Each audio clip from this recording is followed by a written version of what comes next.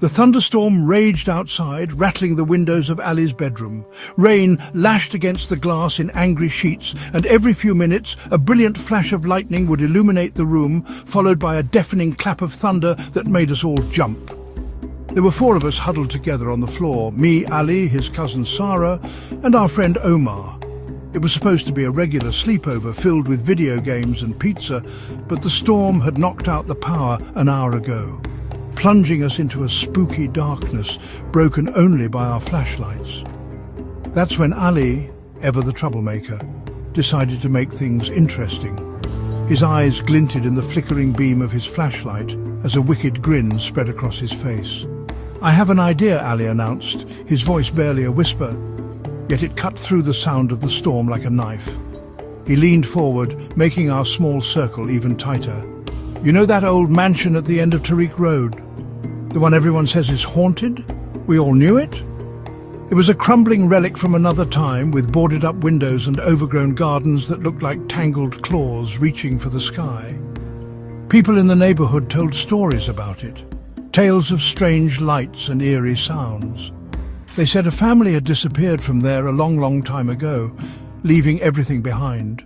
No one ever went near it, especially not after dark." Omar, who was usually the bravest among us, gulped audibly. "What about it, Ali?" he asked, trying to sound casual, but I could see the nervous tremor in his hands as he clutched his flashlight. Sarah just rolled her eyes, but she pulled her blanket a little tighter around her shoulders. "I dare us," Ali said, pausing for dramatic effect to go inside. "Right now. We sneak in and spend 1 hour inside the old Kathari mansion."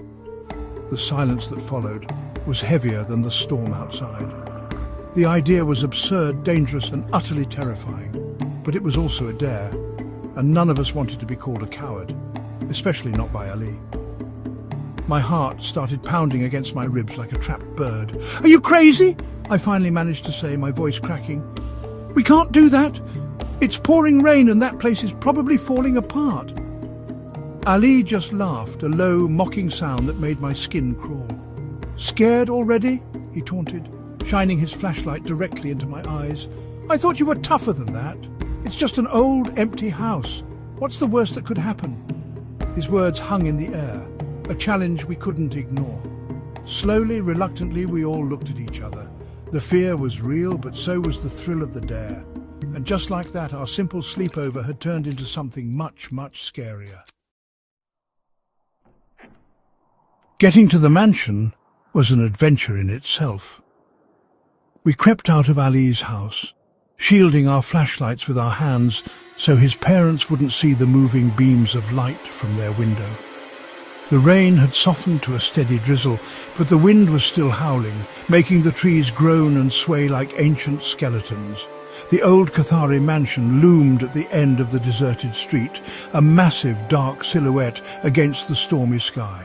It looked even more menacing up close. A rusted iron gate, half off its hinges, groaned open with a push from Omar. We tiptoed up the cracked stone path, our sneakers squelching in the mud, every snap of a twig underfoot sounding like a gunshot in the eerie silence. We found a broken window at the back of the house, its glass shattered long ago. One by one we carefully climbed through, dropping into what seemed to be an old kitchen. The air inside was thick and musty, smelling of dust, decay, and something else. Something faintly sweet, like old perfume.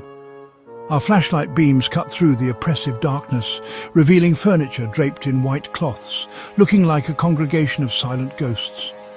Cobwebs as thick as cotton candy hung from the ceilings, and a thick layer of dust covered every surface. It was clear that no one had set foot in this place for a very, very long time. Or so we thought. That's when we first heard it. It was a soft sound, almost lost beneath the whistle of the wind outside, a whisper. It was impossible to make out any words. It was more like the rustle of dry leaves or the sigh of escaping air. "Did you guys hear that?" Sarah whispered, her voice trembling as she grabbed my arm. We all froze, straining our ears. Ali tried to act brave. "It's just the wind coming through the cracks," he said, but his voice lacked its usual confidence. The whisper came again, this time seeming to come from right behind us, a faint, sibilant hiss that slithered along the walls and made the hairs on my arms stand on end. We huddled closer together, our flashlights darting around the room, searching for the source of the sound. But there was nothing there, just dust, shadows, and the ghostly shapes of the covered furniture. The whispers seemed to be coming from everywhere and nowhere at once, weaving through the air like an invisible thread.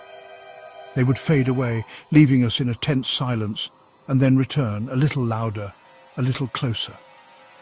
Omar started breathing heavily, his eyes wide with panic.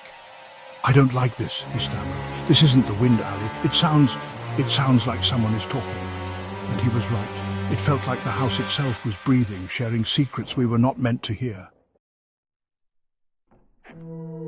Deciding that the kitchen was too creepy, we forced ourselves to move deeper into the mansion, hoping to find a less unsettling room to wait out our hour.